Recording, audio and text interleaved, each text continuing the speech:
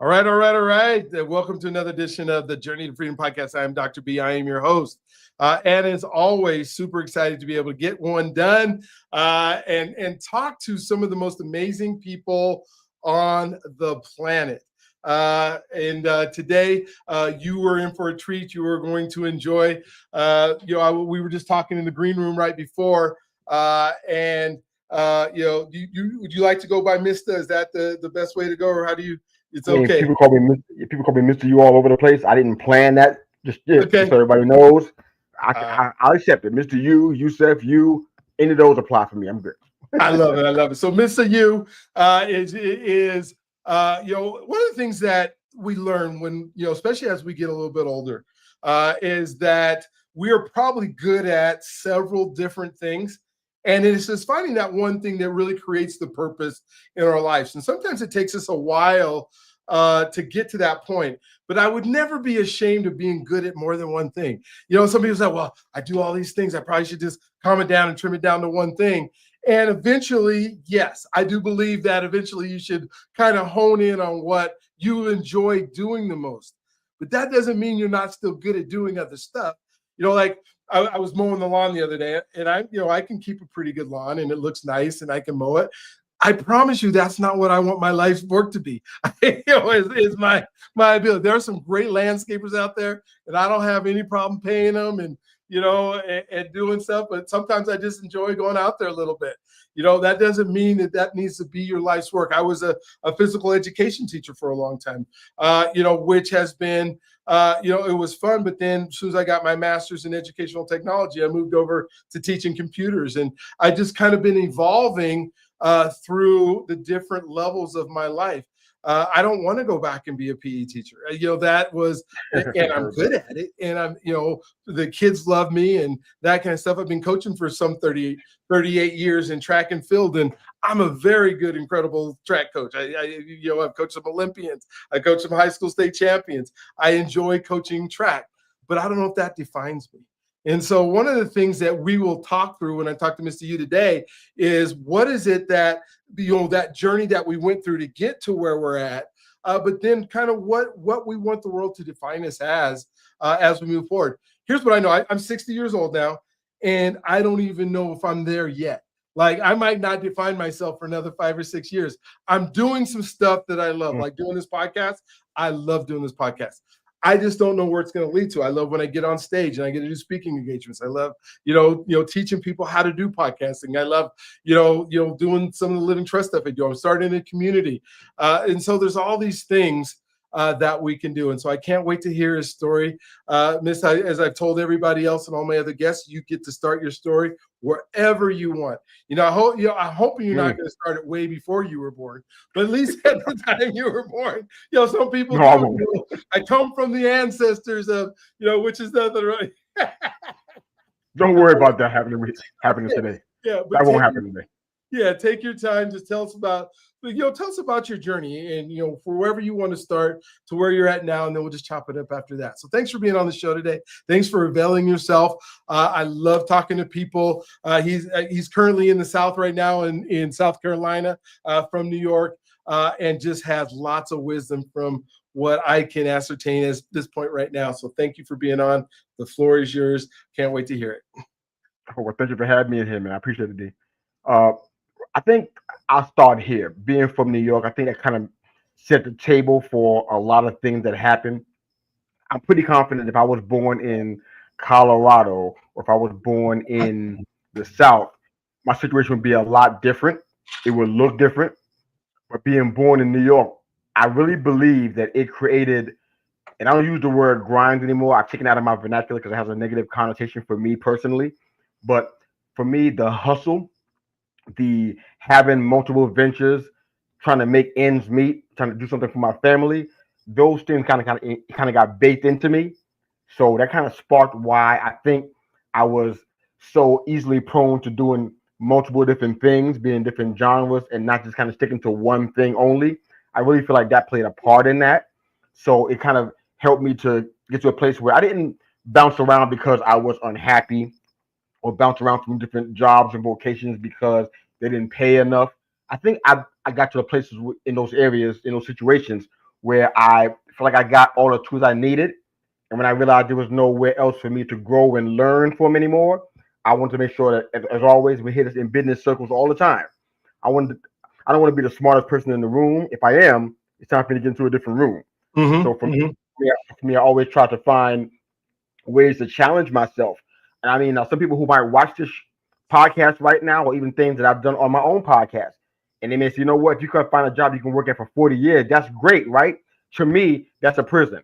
That's not great to me because I doubt very highly I'm growing. I've been in long-term job with the government, with the state government, things like that, and I realized what my growth level was like. I saw how I was limited in my ability to grow personally. And for me, that's the most important thing because that job's going to come and go. They can downsize, they can close up shop altogether. And guess who's still going to be sitting here? That's going to be me. So I got to make sure that I prioritize developing me. So all the places I've been, all the jobs I had as a chef, as a supervisor in the State Department doing passports and border security and visas, when it comes to being a computer technologist, whether it was me doing ministry in official capacity, all the things that I've done, they all led to me growing uh, personally and helped me to be a more well-rounded person. And that's what I kind of do now when I coach other people. I help them understand, you know what, the journey isn't the destination, it's the process to get to the destination. That's how we grow the most. That's where we learn the most. That's how we find out what we like about ourselves, what we don't like about ourselves. All those things happen on the journey. So I help people do that because that's what I learned how to do. If that makes sense. Oh, absolutely. And it's so fun to kind of think of, the things that we've been able to do, or the things uh, that have grown us. One of the things that you said, I've grown personally, and I would love in your journey, maybe talk about that a little bit. Just talk about, I'm kind of to the point now where I believe about 20% of my life, or 20% of my waking life. I don't want to skew the data with saying I sleep for however many hours I sleep, right? But my waking life, I want about 20% of that to be me working on me so I can be better for others. And so maybe kind of talk about your personal development journey and what that looked like, as far as, who you are or who you were, maybe even, as a young man, to compare to who you are now, and know the things that you did to change that. Sure, I can definitely do that. I had a coming from New York. It's not a catchphrase. I'm not trying to sound cool and hip and sharp and whatnot. But it was rough to come up where I come from. It was a rough journey. They call it the concrete jungle for a reason. It's really that. In a lot of ways, it's dog eat dog. And I think I had little tools I didn't realize they were intangibles at the time to me. But they shaped so much of who I am today. My mom, she was very high in education. She's from the Virgin Islands, so she learned that work ethic. Her mother was for her from Panama, so they had a strong work ethic. Servants, loyal to a fault. They had that kind of mindset that they brought with them to this country. And for me, I learned it in that, about the importance of education. I was a voracious reader. My mom is still a lifetime student. She's still going to school for something, learning something. So I learned that from her. I learned about reading. I read multiple books a year. I'm still doing that now. I go through books a lot within the course of a year. I lower the numbers so I can kind of inhale and receive more from it. So I don't have the number that like 30 a year. I'm not doing that anymore. I'm kind of shortening that so I can learn more. But I've always been a voracious reader. That helped me stay creative, but also not let me get limited to my environment. I saw things outside of my world, and it makes okay, there's possibilities out here. Because where I come from, you can really feel closed in. You feel like this is your life. This is the best you can do. The ceiling is right here. You're not going to pass that. But Yeah. when reading, it opens up your imagination. It takes you to places that your eyes haven't seen yet, but you can see it in your mind.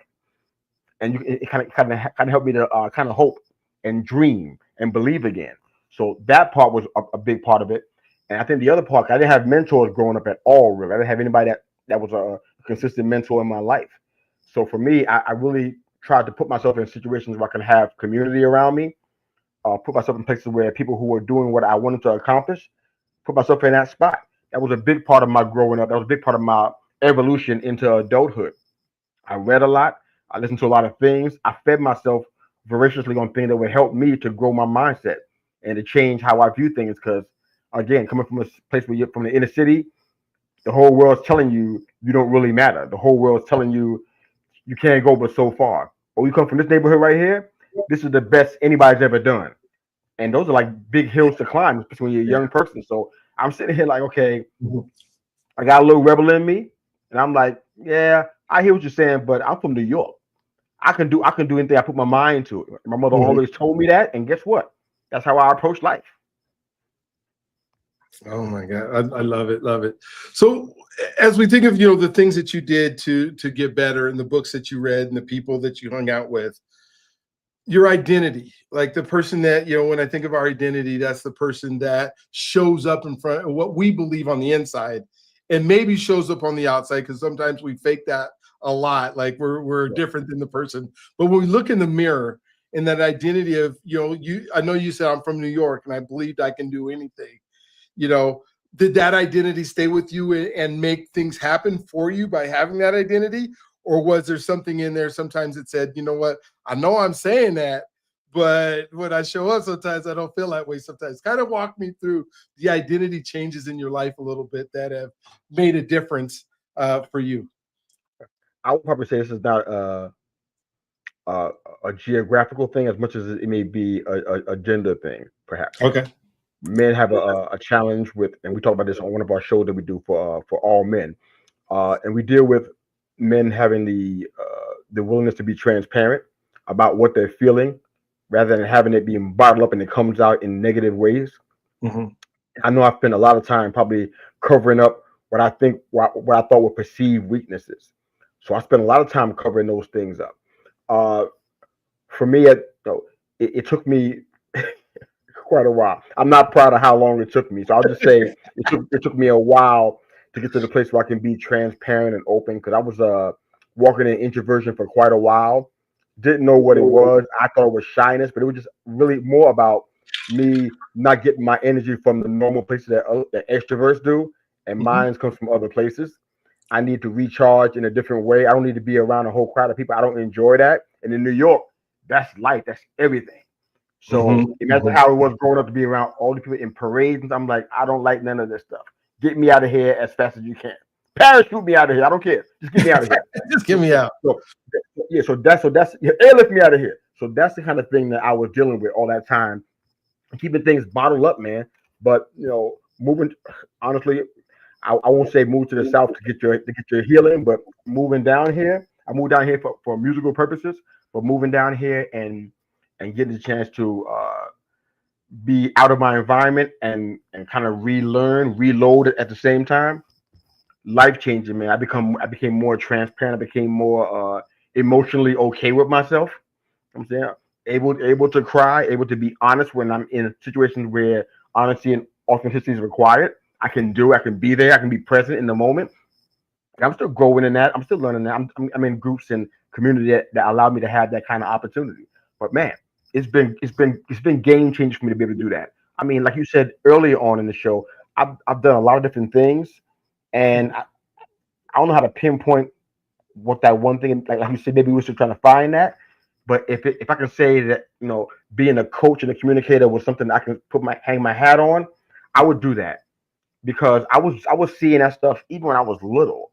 Mhm. People will come to me that were way older than me, and they were telling me their problems. I'm like, what do you want me to do with that? I can't even drive. Why are you telling me this stuff? So these Love are it. kind of things that I didn't realize until now. I look back and like, wow. In retrospect, I'm like, I've been doing this for a long time. I've been giving people pearls of wisdom, if you will, for a long time. Like, where's this coming from? I know it's not coming from me. I get the credit to who it belongs to, but it just these are things I feel like in all the things that I've done, whether it been podcasting as a chef, coach, and whatever it is, in a supervisory, administrative role, whatever it was I was doing, I always was that person that I thought was just an introvert that was just non-existent. The communicator's coming out now, and it shows on all of the shows that I do, all the shows that I guest on. It really comes out, and I'm like, wow. For somebody who don't want to talk a lot, you sure talk a lot. But that's just, so. I guess I hope to answer the question, because that's kind of just where I just see myself evolving into. Man, did that make sense? Did that Oh, help? absolutely, absolutely. And one of the things that I think is misunderstood about introverts, because you obviously show up as an extrovert as you had, and you walk with people and talk with people. But I think that when I see some of the best or the most successful people in life are introverts because they're introspective of what's going on around them. They recharge by themselves. And I think that's what the difference is. It's not how you are in a crowd, it's what recharges you, what ignites you. Like for me, I am an extrovert. So when I go to a place, I get energy from who's around me, but I have other people in my life who get energy from sitting down with the book and just, with nobody else in the room. And both of those okay. But we both show up on stage with tons of energy, tons of ready to go, and they don't have to be the life of the party to create energy, which almost makes it, to me, it's kind of like, you're always jealous of what you don't have. But I wish that so I could just sit down with the book and not need a crowd to get energy so that I could just sit down and think and process. Because I think so many people who are introverted process much better because they can have that alone time. And so thank you for sharing that. When I started the Journey to Freedom podcast and the Journey to Freedom initiative that I have, I went to it was an event. It was called the Trust Leadership, Trusted Edge. A guy named David Horsager out of Minnesota, does this thing. He's probably one of when you think of trust and the word trust and how we have to show up trusting others. And he's probably one of the leading experts in the world in that realm. Well, there's 500 people at this seminar conference. And I look around the room and, I say it doesn't matter that folks that look like me can do things, but why am I looking around the room counting, right? So because it doesn't matter, right? But I'm counting. And so, there's 30 folks of color that are in the room, and the information is so good. It's so worthy. And I'm thinking back while I'm sitting there to my barber shops. I'm thinking back to the street corners. I'm thinking back to the basketball games. I'm thinking, or the pickup games. And I'm thinking, why is our culture not getting a lot of this information? So I came back and I started Journey of Freedom. And so far we've interviewed over 200 Black men about what does it mean to be here. And so one of the questions that I love to ask is trust, because you are from New York. And, a lot of people that I've interviewed from New York said, I didn't trust nobody at all. I trust my mama, and that was it. And that was what we were taught to do. And then I have others that say, no, I give everybody the benefit of the doubt. It's bit me in the butt a whole bunch of times, but I still do it. And then I'll trust later. Kind of walk through your trust journey of how do you decide who you're going to trust, who you're not going to trust, and has that ever been an issue that has either helped you or hurt you? That's a great question, Dr. B. Great question, man. It started off like you described, DTA, don't trust anybody. Mm-hmm. We started that way. Besides my mama and my grandmama, yeah, my uncle had a shot. Oh, but beside that, nope, wasn't able to do it. I didn't trust my teacher. I thought they were lying to me. I didn't trust the guy on the subway. I didn't trust nobody. So it's just how much this thing costs at the bodega. I didn't trust him either. I'm like, nah, I don't think it's a real price. You're trying to gouge me. So I didn't trust anybody. So I think the revolution, if you will, came or the transformation came when I read a book called The 10 Laws of Relationship. Mm. When I know there's another part of the name I'm blanking out. I'm looking to see what it is if I can find it. Is that a Maxwell book? No, it's not. Okay. Oh gosh, I'm looking over here trying to find a book live on your show. That's crazy. Sorry about that. It's okay, but but if you Google the 10 Laws of Relationship, you'll see the name. It's a fantastic book. It is the consummate relationship book. If I can say that out loud. What it taught me to do was something that I didn't even almost say and catch in this book. But what it taught me to do was to vet relationships.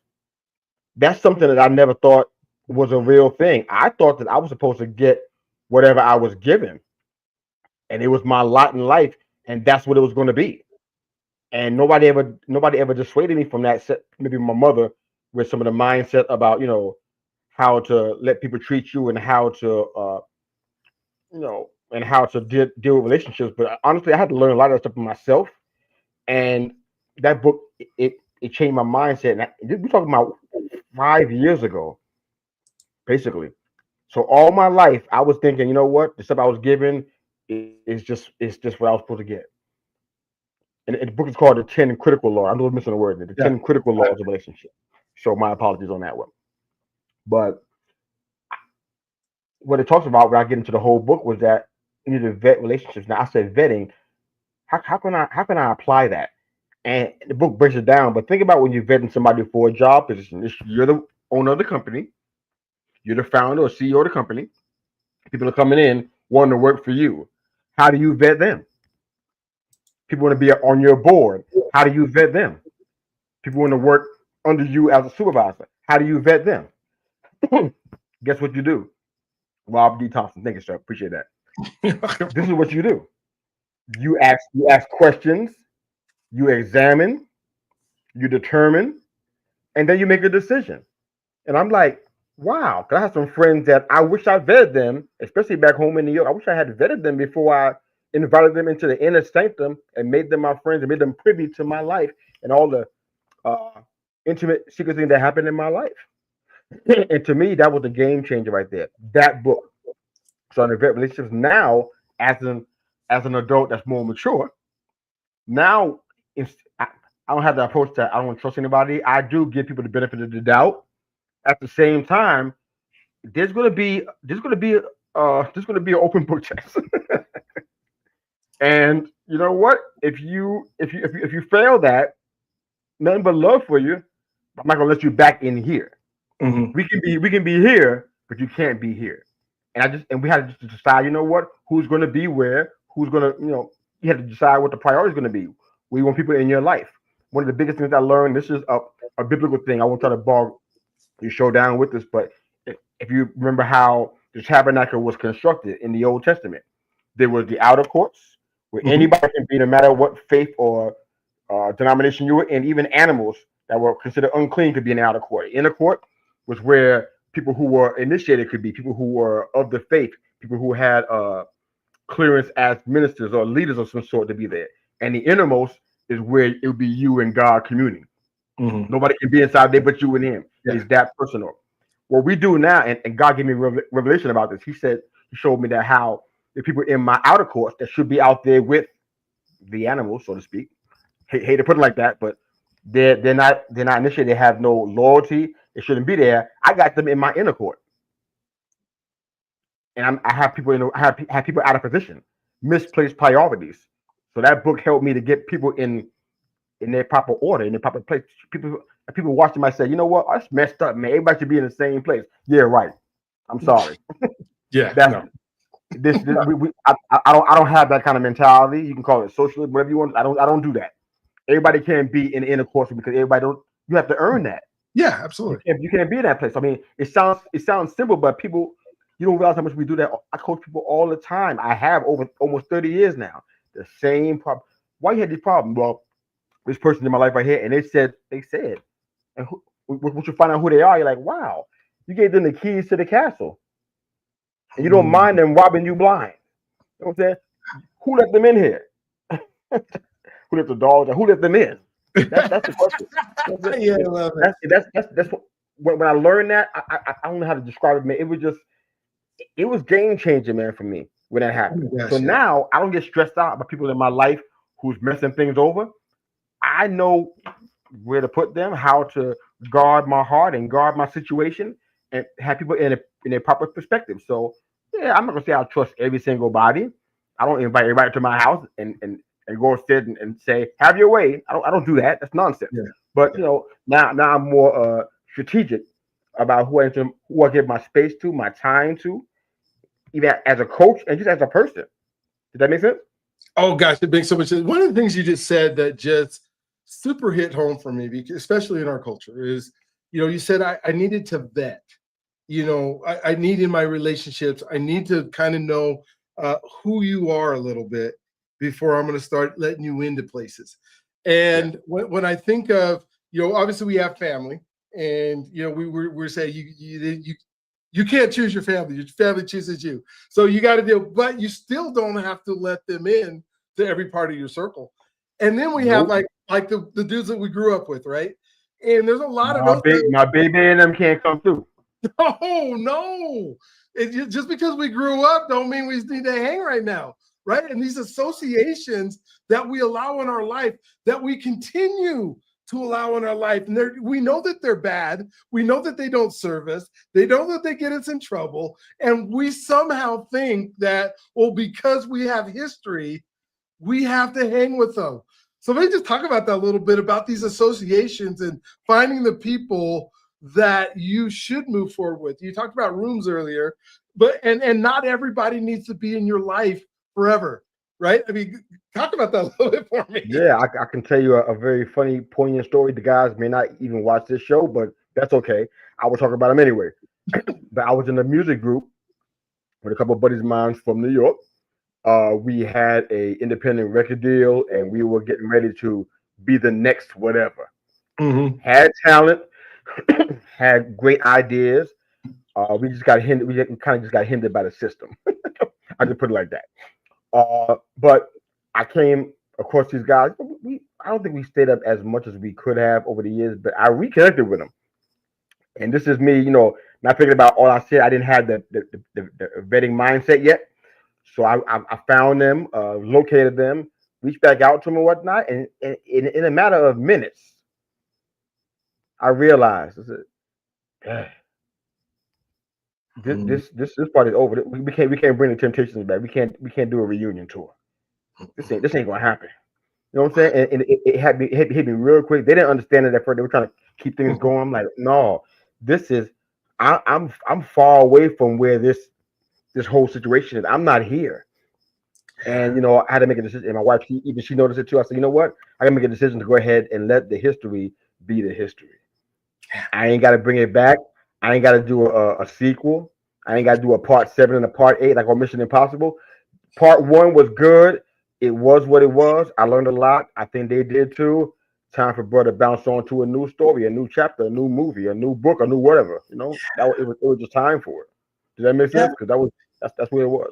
Oh, absolutely. And sometimes you have to let go of the past in order to be able to move forward. Because the people that are now part of your associations, they see you over there. They're like, ooh, now they're questioning your character because they seeing who you bringing up in here. I guess is another way. Right? That matters. It is so important.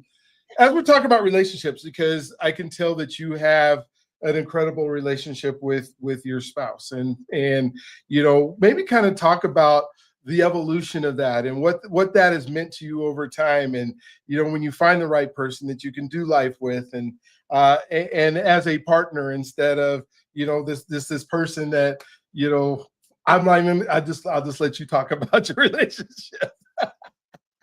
Fair enough.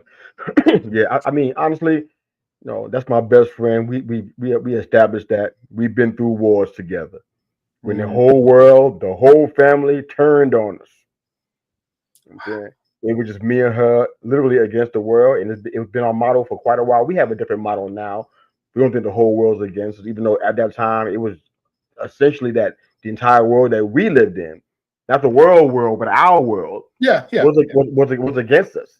And wasn't for our good, and we fought battles and we were in the trenches together, and it forged a really strong relationship. Next week, I know our anniversary. She forgets it sometimes. I remember it though. But our anniversary is going to be next week, and it's going to be 29 years of marriage. We've been in the household for quite a while. We got 3 grown daughters, 6 grandkids, and 1 great grandchild that are a part of our union together. And honestly, I wouldn't do life with anybody else. I know people are out there doing dating apps, and I don't fault you. People are out there hitting the spots, trying to find the eligible bachelors and bachelorettes. Hey, I'm not going to tell you what to do. I'm saying, but for me, I didn't even think I even deserved something like this. Where I come from, no marriage to model after, no model of a healthy marriage, I should say, to model after. Didn't know about being a father. Didn't have that option either to model after. And honestly, I'm just going to attribute it all to God, because I can't put it nowhere else. I can't put it in what I read, what I listened to, people around me who helped. I got to give God the credit. Who would have thought that a crazy Brooklyn kid would move to the South? You know what I'm saying? For any reason, move to the South, find your best friend in the whole world there, your soulmate, if you will, and be able to have a growing family from that, and almost a 30-year marriage, and you never even seen that in your lifetime anywhere in your entire family. How do you explain that? There ain't no explanation. So I mean, so I don't know how people are finding their situation. Everybody's probably gonna be a little bit different, but that's just my story, and it's a beautiful story. It's an amazing story, and as you think of the that you've been able to do that, and then it's okay when you have somebody with you to be against the world. It's not okay when it's you against the world and the person that you're with. You talked about being a dad a little bit, and so one of the things that I talk about a lot in this show, especially when I talk with Black men, is I believe we all know how important it is that children have dads in their life. And it's super important that the dad is available as much as the dad can be. But sometimes what we don't talk about is, what does it mean to be a dad? How did that change your life as you now, life before being a dad, then you become a dad. And as you grow as a dad, how has that changed the person that you are? Well, one of the things that I was just sharing about this on another show recently. the When you grow up like I did without a father, and honestly, a lot of resentment, a lot of anger, a lot of questions that didn't get answered, even before his passing, they were never answered. You know, you carry that stuff around, and it's like what was important to me was that I didn't take. It's almost like if and I don't want to use COVID because it just bring back bad memories for everybody. So let's just say you have the flu. Okay, we know the flu is contagious, right? You know you got the flu, but you're gonna go in a crowd of people in a room with people, and you're gonna hug them, you're gonna kiss them on the cheek, you're gonna do all that stuff, and you know you got the flu. You just didn't tell them about it. It's wrong, right? Mhm. Yes. That's wrong, right? Well, for me, that's how I felt about having children. I didn't want to contaminate them. Because I didn't want to have children, I definitely wanted to have children. But I didn't want to contaminate them with what I had. I wanted to get that situation right first. Hmm. Hmm. And honestly, I didn't get a chance to do it the way I wanted to, which is fine because this was clearly probably the best way. Hmm. But I was still dealing with that stuff and still having children. So figuring this thing out on the fly. Besides the Cosby Show, I didn't have a picture of what a healthy family looks like. Hmm. Besides that show, that was kind of my barometer. Okay. I even wrote about it in the book, so that's how prevalent that was for me. But so I was trying to learn how to father these three beautiful princesses without having any idea of how to be a father in the first place. So I learned a lot of it on the fly. I didn't have people speaking into my life, telling me what's the best thing to do and how to do it. I didn't really have any of that stuff. And people might look at this and say, "Oh, I was there." Nah, you wasn't there. Not for this. Yeah. You know what I I'm saying? hear So you. for me, it wasn't what I needed. Yeah. Despite what people might think I need, it wasn't what I needed to be able to Gotcha. do this Gotcha. assignment. Yeah. And honestly, I have to give. I want to turn your podcast into something else, but I mean, I had to give God the glory for it again because Okay. I learned something that honestly, there ain't no explanation for how I was able to do that. I mean, our children got their issues and they're dealing with some things and they're working on their personal testimonies. They're still doing that, but I was a way better father than I ever imagined I could be, and still trying to do that right now. And I think to some degree, some of them credit me for that still, and it's a testimony because I got no background. It's not a book that I read. I don't know how it even happened. It just happened over the years through trial and error and through the fire. And that important part that we started off the show with, wanted to develop myself.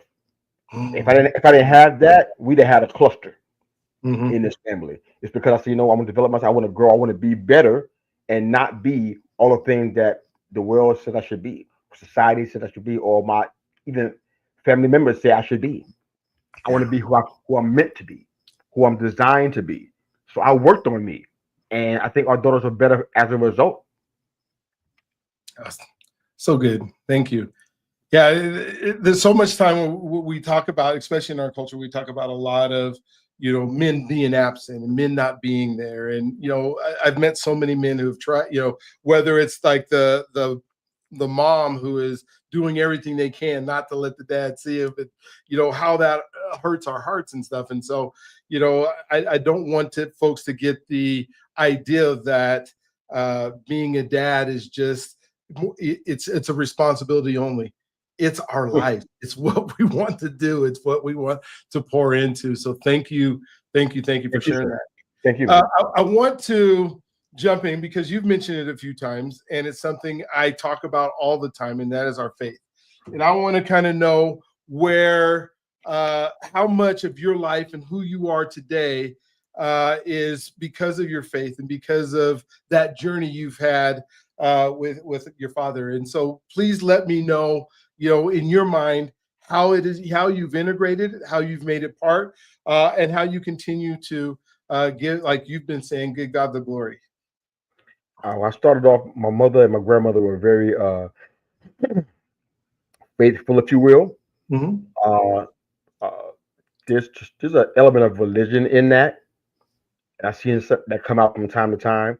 But what I think I would spend a lot of time then trying to be a good person, thinking that that was my ticket. And I realized even in more recent years, I'll probably say the last 30 years is where Mhm. it's been an abiding understanding that my goodness don't move the needle. Not when it comes to eternity, and not when it comes to lining up with biblical standards.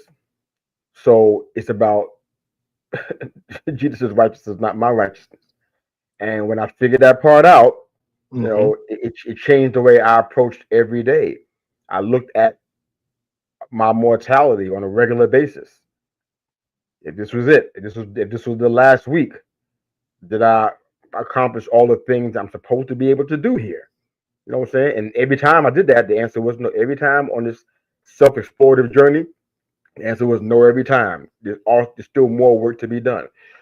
Even though I didn't have mentors in my life, there's some mentors that we got, my wife and I, through books and through interactions and videos and such.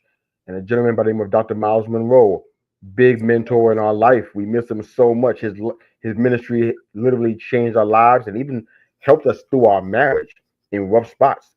And he has two quotes that I always love to share, but one of them is it's too long a quote to try to quote it, so I don't want Paraphrase, to butcher it, yeah. but I'll just go ahead and give you the cliff notes. We're saying the richest place in the world is a cemetery Yes. because all of the songs, the inventions, the books, the ideas, they haven't been created, haven't been made, and people take it to the grave with them. And I Yeah. just that struck me as okay. You know what? At the end of my story, I want to go to my end empty and not full. So it's why I coach the way I do. It's why I kind of not attack, but it's my mentality. It's an athletic something. But that's how I approach clients and people who want me to work with them, and that's how I approach this. If you work with me, you're gonna hear this in great detail because you got a chance of being one of those people who took all the gifts and abilities to the grave with them, and you never touched it, never took the time to accomplish those things, and you fell short of your Mhm. purpose on the earth. A lot of folks might love you and be crying at the funeral, but you Mhm. fell short Yeah. of your God given purpose. And I try to help folks find that. And at the same time, making sure I don't lose it myself. Mhm. So for me, that quote has been abiding for me, and I stick with it. I try to live it out on an everyday basis. His other quote, the second one, I'll end that with this. He says that when the purpose of a thing is not known, abuse is inevitable.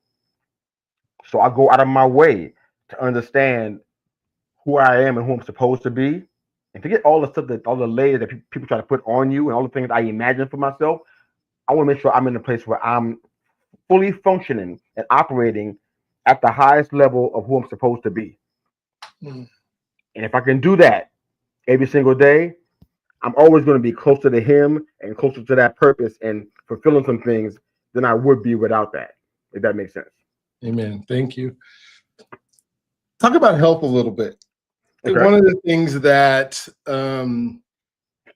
know that the average, in our case, we're talking about Black men, live to be 72. I'm 60, and I'm not. I don't think I'm gonna get going until I'm 70. My dad's 86, and he's running track meets, and I'm just thinking through what are some things that you do or purposely make sure happens so that you get to stay around here a little bit longer. Hmm. Um,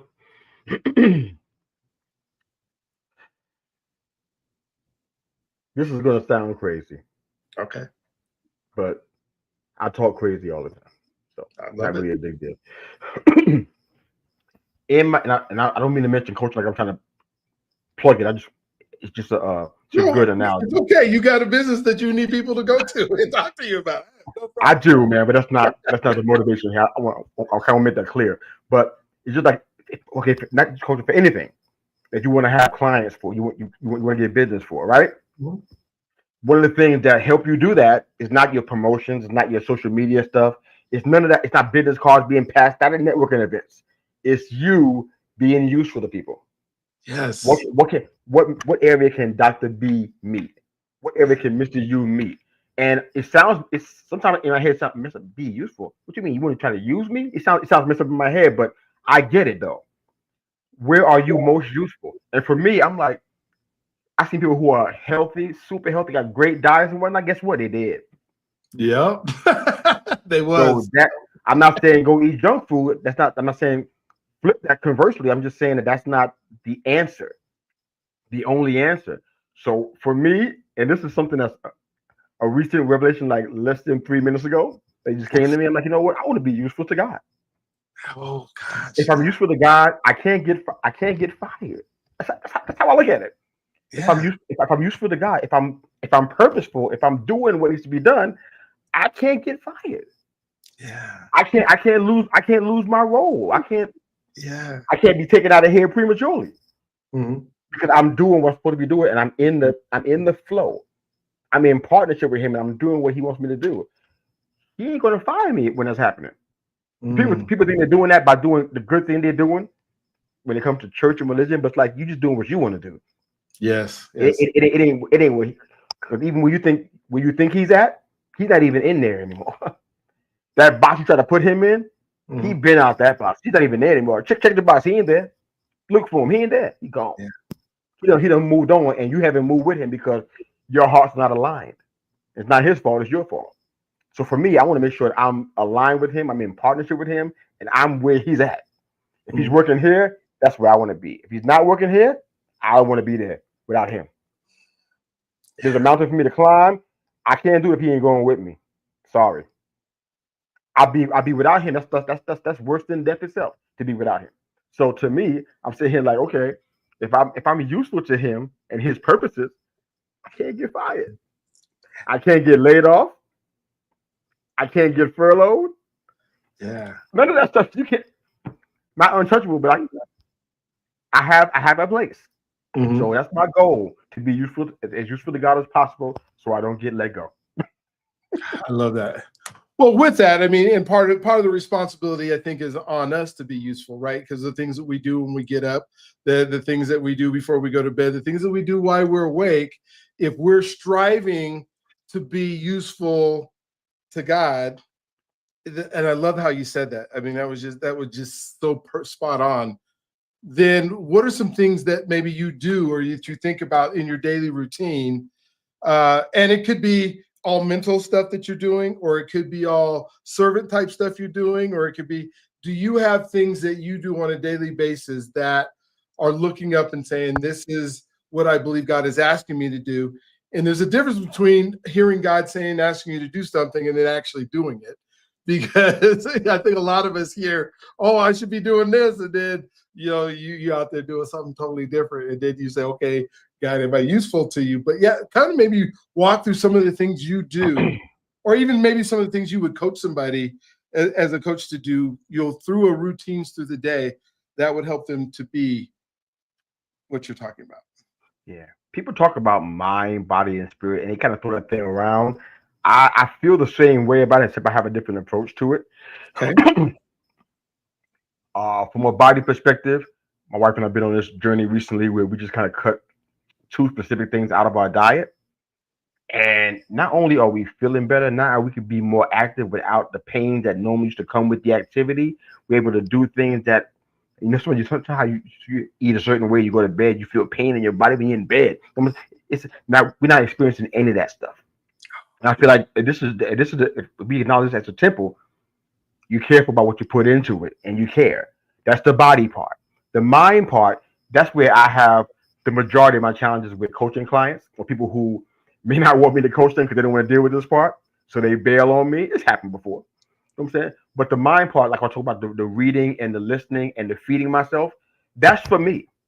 Because even if I don't have a coaching client in that moment, if I did, what am I going to give them? If this bottle was empty, I can't pour nothing out. So that mind part is me feeding myself. I'm a voracious eater. I'm a voracious reader. I read at a high level. I intake information at a high level because I want to be able to understand the things that I don't understand, so I can help somebody else who doesn't understand either. So the mind part, I'll be helping people with habits, daily disciplines. What are you doing? People tell me that they're on a journey to success. They're on a road to success. Asking what a day in the life of them looks like, and guess what I see? Oversleeping, overeating, or eating junk food, no activity, no connections, no communications really, except text and stuff, playing games on their phone. I'm like, you're on a road to success. You waiting for it to come and smack you down, or you getting after it? No, so we get into that part of it. So that's one thing that'd be a big emphasis on me if I was coaching somebody who desired to have this kind of coaching, because this is an acquired taste, and I understand that, and it's okay. But I know it's true.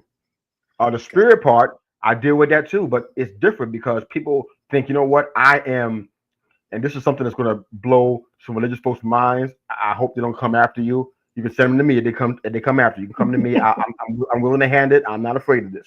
This is the battle I'm willing to fight. But the spirit part, this is the part that people get wrong. They think, oh, I'm serving at church. I used to have 9 jobs at church. It didn't afford me any privileges with God. I was just stretched out and tired and busy and burnt out. That's what I got out of that. Yeah. It wasn't that it didn't make me closer to God. It didn't bring me any closer. That's called duty-based worship. It didn't get me any closer. I was stressed out. Issue with my family, sniping at my wife, sniping at my kids, aggravated and frustrated at a drop of a dime, ready to snap because I was doing too many things. That wasn't helping God. So people who serve people in the church and say yes to everything the pastor wants them to do, you're not helping God. You're just helping the pastor. Yeah. Those are not the same. Those are not the same things. No. People who are prone to do good deeds. I do this good. Ooh, that's my Willy Wonka golden ticket. No, it's not. Them gates ain't gonna open for you because you did good things for people. People did that in the scriptures, and what did they get them? In the parable of the rich young ruler, he did all the good things in life, and Jesus said, "You know what? You did great, but there's one thing you're missing. Sell all your stuff," because he knew the money had a hole in the young man. Said, give away all your stuff and come follow me. And the Bible said the young man walked away sorrowful because he had many things. Translation, the Mista Yu translation, many things had him. That's what happened. Yes. That's why he walked away. So people who are trying to grow from a spiritual standpoint, it's not happening through what you do and how much of it you do, how many good things you do, and how many charities you give to. I'm not saying it's a bad thing. I don't know how many causes you have that you donate to. I'm not saying there's nothing wrong with that. But please don't think that's enough for you to get what God has for you. That's enough of a trade-off for you to be in a place where you be in a relationship with God. You got to work that. You got to walk in that. And for me, I spend a lot of time, my spirit time, if you will, out of those 3. A lot of that time is me kind of just sitting and listening. Mm-hmm.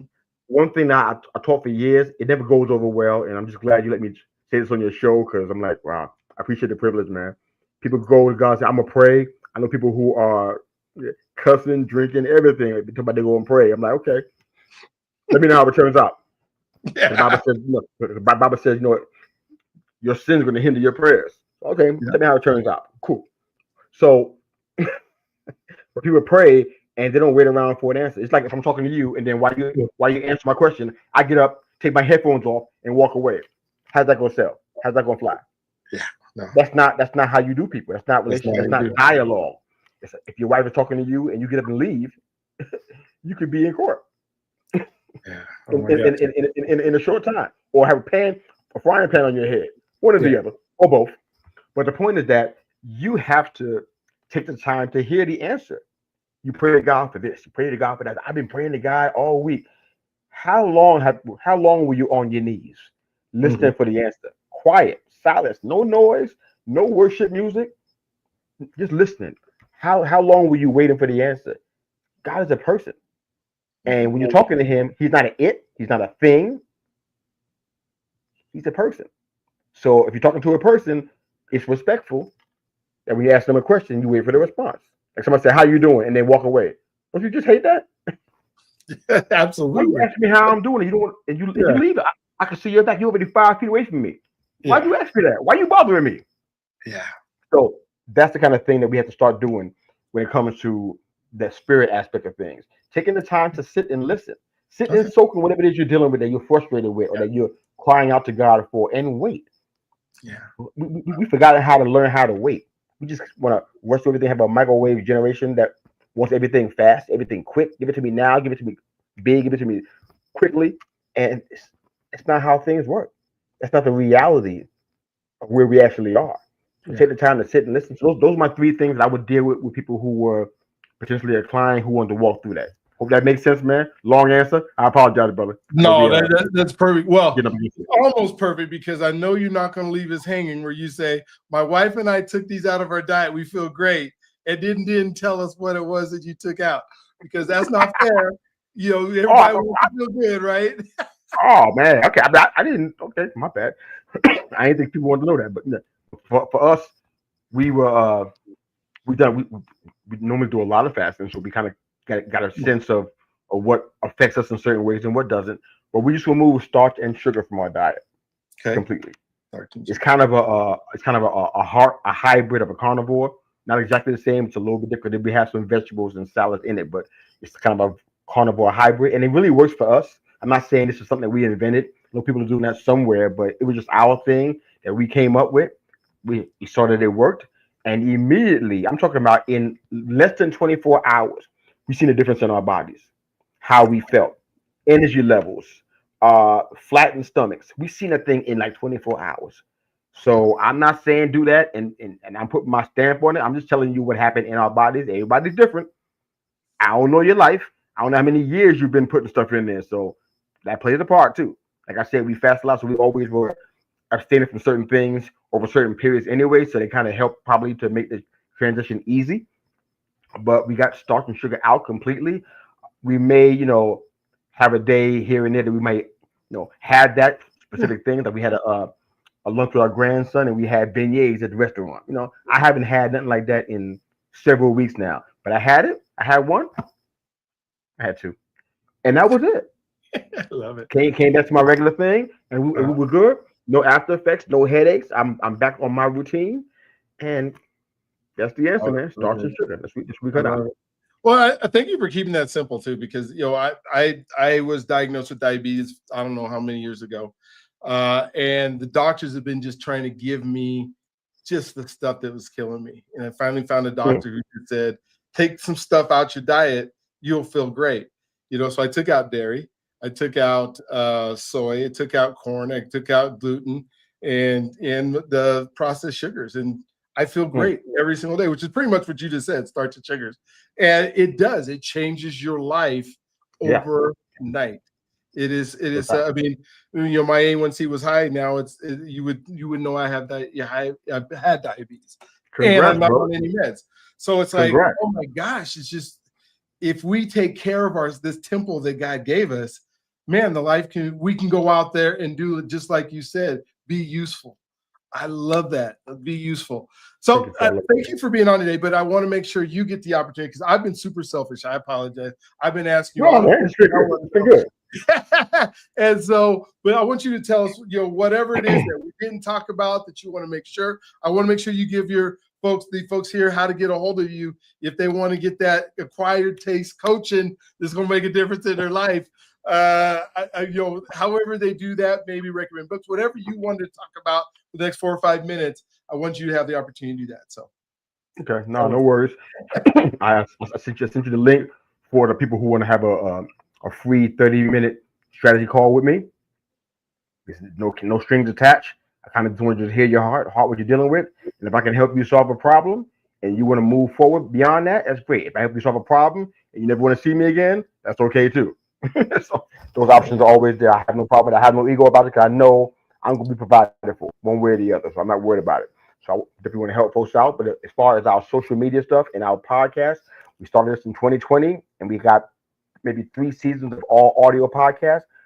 I'll be honest, that's my best work, best that I've ever done. I was freer than I ever have been. When you're on video, you pay attention to details, and it takes you off a little bit. But then on the audio, I was flowing.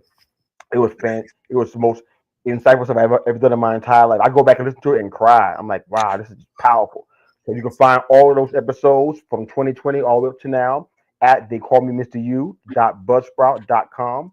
They call me Mr. Yu, Mistayu, spelled the same way on screen, .buzzsprout.com.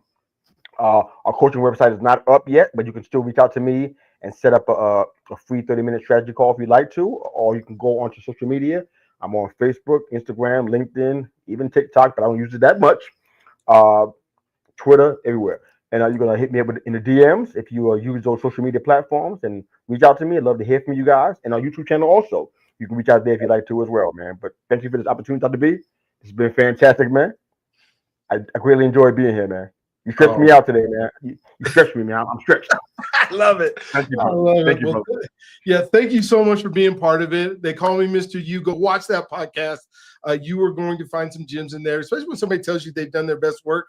That's the work you want to go here. You know, some people tell me, well, I don't know if I could be a podcast person. Well, you're not going to be very good at it at the beginning.